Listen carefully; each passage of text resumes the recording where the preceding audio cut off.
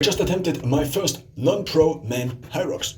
It took me about 1 hour and 32 minutes until I ran out of gym opening time. I was able to complete 3 out of 8 challenges or stations. So you might ask, what is Hyrox? It's kind of a fitness challenge, one could say, Germans came up with. So it consists out of these different stations. The first one is ski erg, then one run. Actually before, so one runs for 1 kilometer, then ski erg for 1,000 meters. One runs for 1 kilometer, then sled push for 50 meters. One runs for 1 kilometer, and so on. So we have burpee broad jump 80 meters. We have rowing 1,000 meters. We have farmer's carry 200 meters, sandbag lunges 100 meters, and wall balls 100 times. You might ask, with which weight? So for women it is this weight, and for pro women it is this weight, and then for normal men it's kind of the same, and for pro men, which I unfortunately am not, it is a little bit higher. What I attempted is these weights. So for the sled push it would be 152 kilograms plus, I assume, the weight of the sled, which I with a suitcase scale kind of attempted to measure. It seems to be around 22 kilograms, and if this is kind of the correct weight, then the weight in the gym of the sled seems to be kind of identical to the official sled.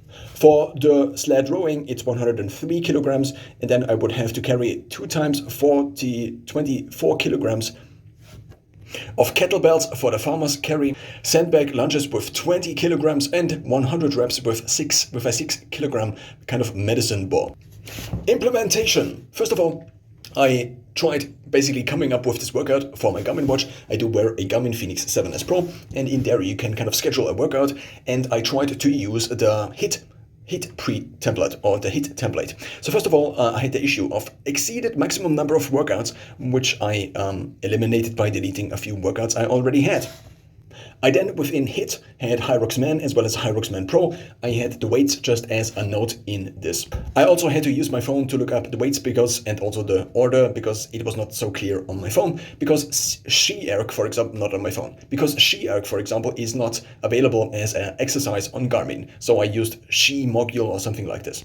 I ran to the gym, which is about 1 kilometer or 800 meters, maybe it's 750 meters, but I did not record this already. Maybe I should have, because otherwise, right now I did not finish, and I could have finished kind of more legs of the Hyrox if I already would have recorded the run to the gym and then make the first kilometer the run to the gym. To accommodate for basically outdoor unevenness, I set the treadmill at the gym at 1.0 incline, which is kind of a common practice also for the Cooper test. And I also was able to run kind of the first couple of minutes with a speed of 14 kilometers per hour.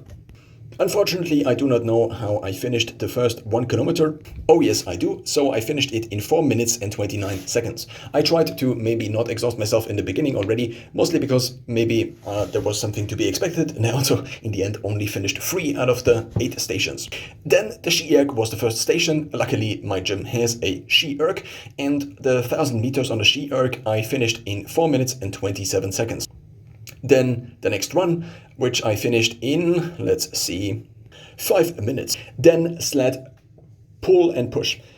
I think retrospectively it maybe would have made sense to combine both. Mostly because if I push, then how do I retract? Because I don't have a 50 meter distance, so I have to, the maximum distance I have is 10 meters, but it was occupied, and also it was probably not the best to train this in the gym, mostly because people are on there, they are stretching, they are doing core exercises, and so for most of the duration of this station I only had like 3 meters, so I pushed it forth and back and forth and back just for the pulling part. So I began actually with this here, which is the 152 kilograms plus the assuming 22 kilograms of the sled. And then I actually had the idea to remove 2 plates, which would then be the 103 kilograms. I also added again plates. Then I had to get the rope, and then I basically did the pull first, and then I pushed it back. Eventually I figured I could rotate this at the end, but then 4 meters and then 4 meters and 4 meters. It took quite a while. So maybe in the next attempt I combine these stations, maybe in between or after, before or after, run an additional kilometer, such that I can basically push and then pull with the rope the entire sled back. I then ran another kilometer, which took me 4 minutes and 52 seconds. This then is for the pulling, not for the pulling, but for the pushing, with again 152 kilograms. And I had the problem that this carpet here also kind of bent, and so this was not really optimal. I also, at this point in time, I did not maybe take it too seriously. Also, a couple of people asked, and also I was occupying this slot for the whole time. So afterwards, I let still the clock running, and I basically measured, just vaguely estimating because I could not attach my suitcase scale anywhere. And it seems to be maybe around 22 kilograms or something like this, which would mean that this sled in the gym is kind of very similar to the ones that are officially used.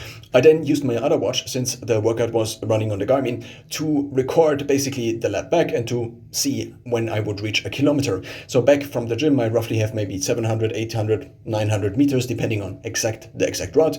And apparently it took me 6 minutes and 47 seconds, but I also had my backpack with me. Once I arrived home, I apparently had burned 927 calories. It took me 1 hour and 32 minutes to basically do 3 stations and already the next run for the next station. So there would be 5 stations left, but I would already have 1 additional run from these. My average heart rate was 137, mostly because I was figuring this out. I had to carry lots of plates in between the different stations, and yeah, well.